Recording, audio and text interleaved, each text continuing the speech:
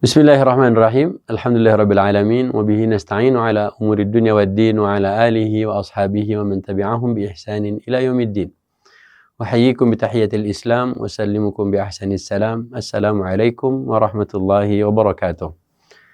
Sahabat cinta Quran yang dimuliakan Allah Subhanahu wa taala, alhamdulillah pagi hari ini sesudah kita makan sahur, sesudah kita memakan sesuatu yang untuk kita bisa melanjutkan ibadah kita, ibadah puasa Ramadan kita ke depan, kita akan menyimak beberapa ayat Allah Subhanahu wa taala.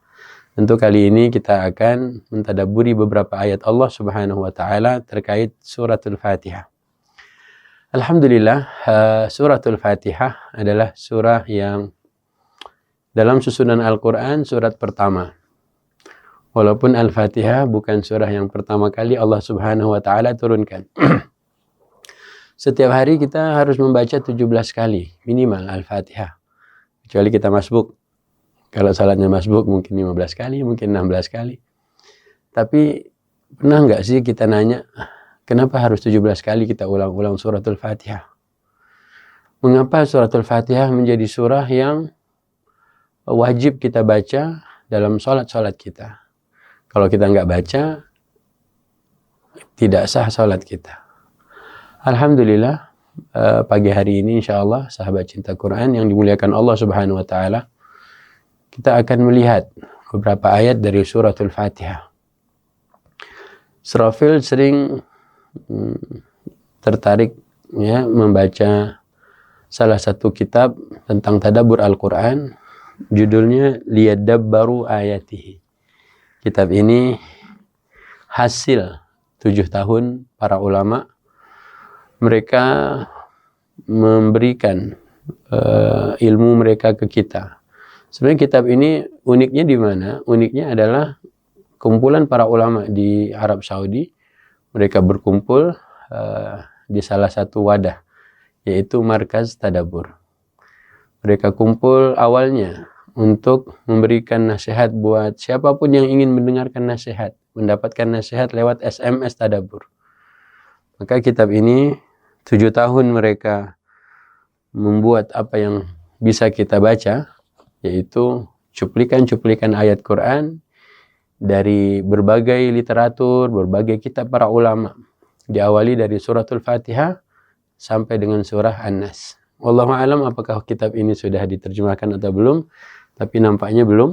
Mungkin kawan-kawan, teman-teman, sahabat cinta Quran ada yang tertarik, boleh memilikinya, kemudian membaca isinya dan share lagi ke kawan-kawan yang ada di Indonesia. Taib, Al-Fatihah.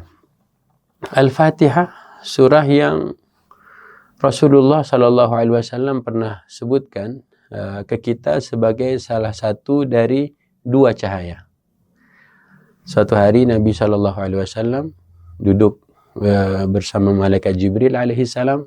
Kemudian kata Jibril alaihissalam, saat itu ada suara dari langit. Kata malaikat Jibril, wahai Muhammad, pintu langit ini baru hari ini dibuka. Kemudian turun malaikat. Malaikat yang turun ini pun adalah malaikat yang pertama kali turun ke bumi. Kemudian malaikat Jibril mengatakan pada Nabi SAW, Abshir binuraini. Kabar gembira dengan 2 cahaya. Yang pertama apa cahayanya? Fatihatil Kitab. Surat Al-Fatihah. Yang kedua, khawatim surat Al-Baqarah. Penutup surat Al-Baqarah. Kenapa Al-Fatihah di ayat ini, di hadis ini disebut dengan nuraini, 2 cahaya? Lanjutan hadis ini menyebutkan, siapapun yang membaca setiap hurufnya, Al-Fatihah kah ataupun penutup surat Al-Baqarah, maka Allah Subhanahu wa taala akan kabulkan seluruh permohonannya, seluruh permintaannya. Berarti Al-Fatihah itu keren banget. Apapun yang kita baca, berapa huruf yang kita baca dari Al-Fatihah membuat kita akan diberikan oleh Allah Subhanahu wa taala apa saja yang kita minta. Maka hari ini apa yang kita minta? Ramadan adalah salah satu bulan doa.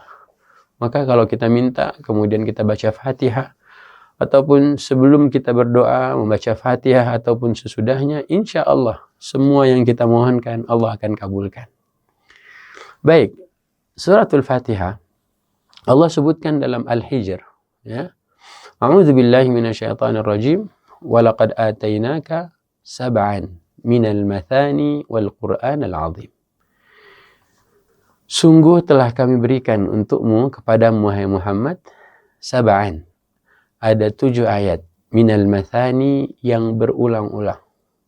Wal Qur'anal 'azim dan Al-Qur'an yang agung. Nabi di samping hadis tadi, Nabi Allah berikan ke beliau 7 ayat. Allah kasih 7 ayat ke Nabi SAW. Dan ayat itu diulang-ulang setiap hari. Kalau kita mendapatkan sesuatu dari orang yang mungkin dikenal banyak orang, kita fans dengan orang itu, kita dapatkan sesuatu dari dia, mungkin hadiah, atau contoh dari siapa? Ambillah contoh ustadz-ustadz yang terkenal di Indonesia. Kita ketemu dengan mereka, kemudian sebelum pamitan, ataupun kita ke rumah mereka, kemudian dia berikan kita hadiah. Mungkin hadiah itu akan kita jaga, hadiah itu akan membuat kita berbangga. Nah, Allah Subhanahu wa Ta'ala memberi pada Nabi 7 ayat berulang-ulang. Nabi pasti merasakan, ya Allah, 7 ayat kau berikan padaku, setiap hari akan kuulang-ulang, setiap hari aku harus membacanya. Ada apa dengan 7 ayat itu? Maka di Al-Hijr barusan, walaqad atainaka sab'an minal mathani wal Qur'anal 'azim, dan Quran yang agung. Maka pantaslah Nabi paham betul, ini adalah pemberian Allah Subhanahu wa Ta'ala. Makanya Dr. Abdullah Balqasim pernah bilang, Allah telah berikan 7 ayat. Apalah artinya bagi Nabi? Miliaran. 7 ayat Allah berikan pada Nabi. Kalau miliaran mungkin bukan dari Allah, mungkin dari orang lain, mungkin kita mendapatkan harta dari siapa. Tapi Allah berikan khusus untuk Nabi 7 ayat berulang-ulang. Masya Allah, lihatlah Rasul SAW. Dengan Al-Fatihah, beliau ulang-ulang, maka hadis yang tadi, Abshir binuraini, kabar gembira dengan 2 cahaya, Fatihatil Kitab, surat Al-Fatihah, wa khawatim surat Al-Baqarah, dan penutup surat Al-Baqarah. Makanya Nabi SAW tidak pernah luput. Fatihah pasti dibaca dalam sholatnya. Tapi PR kita adalah, apakah kita sudah memahami isinya?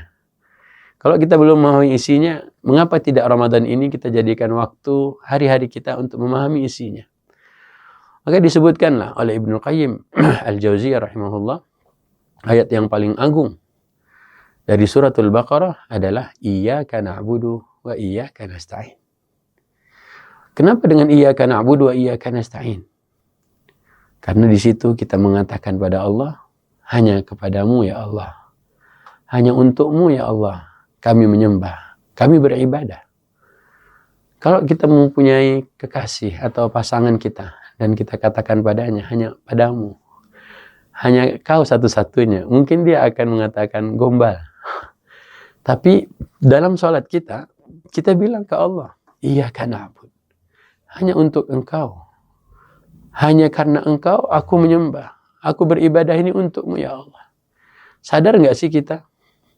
Kemudian kita mengatakan wa iyyaka nasta'in, hanya kepada engkau pula lah ya Allah kami meminta pertolongan. Kalau kita yakinkan diri kita hanya pada Allah satu-satunya, kenapa habis sholat kita malah ngomong ke kawan kita, pinjam 100? Kenapa? Tadi kita bilang ke Allah barusan dalam sholat kita, hanya padamu ya Allah kami minta pertolongan. Mungkin kita belum sadar apa sih isi Fatihah. Kalau kita katakan Iyyaka na'budu tadi di awal, hanya padamu kami menyembah. Tapi kenapa masih ada orang-orang lain yang kita minta pada mereka, yang kita anggap mereka itu serba luar biasa bagi kita? Oke, Syekhul Islam Ibnu Taimiyah itu pernah bilang, sadar atau tidak, ketika kita mengucapkan Iyyaka na'budu wa iyyaka nasta'in, sesungguhnya Iyyaka na'budu menghilangkan riya. Apa itu riya? Riya itu kita melakukan sesuatu karena orang lain. Kita ingin dipuji, kita ingin dilihat, kita ingin didengar. Makanya setiap kali kita membaca Al-Fatihah pada ayat Iyyaka na'budu, Allah Subhanahu wa taala sebenarnya menyelamatkan kita. Dan inilah bentuk rahman dan rahimnya Allah pada hambanya. Di mana letak Allah itu sayang pada kita saat mengucapkan iyyaka na'budu? Saat kita mengatakan, ya Allah, hanya untukmu, hanya kepadamu kami menyembah. Maka kata Ibnu Taimiyah tadi, iyyaka na'budu menghapus, menghilangkan riya. Kalau ada yang bilang kita salat karena orang, kita salat karena pasangan kita salat karena guru kita salat karena orang melihat kita, enggak kok. Barusan saya ngomong sendiri ke Allah, hanya kepadamu ya Allah kami menyembah. Hilanglah riya kita. Kita tidak mengetahui bagaimana resiko kita saat salat kita itu riya. Udahlah mungkin menurut sebagian kita capek, apalagi qiyamul lail, lelah. Akhirnya sia-sia gara-gara amalan tadi itu, riya kita. Wa iyyaka nasta'in menghilangkan kibriya. Apa itu kibriya? Kibriya itu kesombongan. Di mana bagian yang membuat kita menghilangkan kesombongan hanya gara-gara iyyaka nasta'in? Bukankah saat kita meminta tolong pada orang atau meminta tolong pada sesuatu, ya, itu berarti kita masih butuh dengan sesuatu itu. Maka dari ayat ini, iyyaka nasta'in, kita hilangkan semuanya. Ego kita, kesombongan kita, karena kita masih butuh sama sesuatu. Siapa yang kita butuhkan dalam hal ini? Allah Subhanahu wa ta'ala. Maka coba kita perhatikan lagi Al-Fatihah yang kita baca. Maka saat Nabi mengatakan absyir binuraini, kabar gembira untukmu dengan dua cahaya. Kenapa Al-Fatihah? Karena ternyata Al-Fatihah adalah spesial diberikan untuk baginda Nabi SAW. Al-Fatihah tidak ada dalam Zabur. Al-Fatihah tidak ada dalam kitab suci Taurat. Al-Fatihah juga tidak ada dalam kitab suci Injil yang diberikan pada Daud, Nabi Musa, dan Isa alaihissalam. Al-Fatihah hanya spesial untuk ada di dalam Al-Quran. Maka alhamdulillah, yuk kita tadabbur suratul Fatihah. Saat kita membaca, mengulang-ulang surat Al-Fatihah. Maka di antara keistimewaannya lagi adalah surat Al-Fatihah disebut dalam hadis qudsi sebagai salah. Sebagai salat. Kata Allah, qasamtus salah baini wa baina abdi nisfaini. Aku membagi menjadi dua. Apa yang dibagi jadi dua? As-salah. Aku membagi salat jadi dua antara aku dengan hambaku. Salat di ayat di hadis ini, hadis qudsi ini adalah Al-Fatihah. Bagaimana Al-Fatihah disebut salat? Dan di Quran surat Al-Isra oleh Allah Subhanahu wa taala katakan aqimis salata liduluki syamsi ila ghasaqil laili wa Qur'an al-fajri. Quran pada surat Al-Isra ini artinya adalah Al-Quran, yaitu salat. Quran al-fajri, bacaan Quran di waktu salat fajar. Maka suatu di hadis ini oleh Allah tadi, hadis tadi oleh Allah disebut as-salah itu adalah Quran, dan salat fajar pada Al-Isra itu artinya salat, baca Quran. Maka Quran adalah salat, salat adalah Quran. Salat adalah Quran, Quran adalah salat. Kalau kita salat, apa yang kita baca kalau bukan Quran? Kalau kita belajar Quran, untuk apa kita belajar Quran kalau bukan untuk salat? Makanya Al-Fatihah lah satu-satunya surah yang wajib kita baca dalam salat kita. Kemudian kalau kita sudah paham 17 kali, berarti ada sesuatu. Maka di Al-Hijr Allah berfirman, وَلَقَدْ آتَيْنَاكَ سَبْعًا مِنَ الْمَثَانِ وَالْقُرْآنَ الْعَظِيمِ. Kami telah berikan untukmu 7 ayat berulang-ulang. Ada apa dengan pemberian khusus dari Allah Subhanahu wa taala berupa 7 ayat yang berulang-ulang? Pasti luar biasa. Yuk habisi, jalani Ramadan kita hari ini sambil kita baca tafsir hadis tadi, ayat-ayat tadi, keterangan hadis, syarah-syarah hadis tadi. Insya Allah kita akan bertambah ilmu kita di bulan Ramadan. Rabbi zidni ilma. Ya Allah, tambahkanlah ilmu untukku di bulan Ramadan ini. Wallahu a'lam bishawab. Sahabat cinta Quran dimuliakan Allah, waktu kita tak terasa sudah habis. Insya Allah kita ketemu di lain waktu. Sahabat cinta Quran yang muliakan Allah Subhanahu wa taala, yuk kita ikuti program Syiar Quran Project. klik link yang ada di deskripsi. Syukran, barakallahu fikum. Billahi taufiq wa hidayah. Wassalamualaikum warahmatullahi wabarakatuh.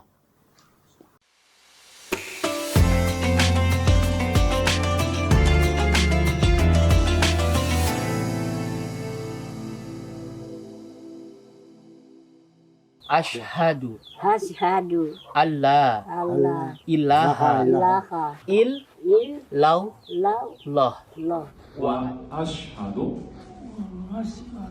أن محمدا رسول الله. Indonesia menjadi titik awal permulaan dakwah ini. Loh, tadinya haram kok jadi harum? Tadinya harum kok jadi haram? Bingung. Sepanjang 2023, 130.055 orang telah mengikuti kajian keislaman. 130.000 orang telah terbebas dari buta aksara Quran. 206.725 kali bimbingan bersama Cinta Quran Call. 118.603.364 tayangan Cinta Quran TV telah menginspirasi, serta 12.805 mustahik terbantu oleh zakat 100%. 136.685 orang menerima bantuan kemanusiaan dari donation. 5.685 layanan kesehatan tersalurkan melalui Rumah Singgah Al-Fatih, dan 16.237 orang menerima manfaat dari Amazing Kurban. Tak hanya itu, penduduk dunia lainnya juga turut merasakan manfaat dari syiar Quran ini. Syiar dakwah ini dapat meluas karena dukunganmu. Annyeonghaseyo, nama saya Hanzahlah dari Korea Selatan. Hallo Leute, ich bin Haramita, ich wohne jetzt in Berlin, Deutschland. Nama saya Ina Kumala, saya tinggal di Australia. Saya Paulina dari Hong Kong.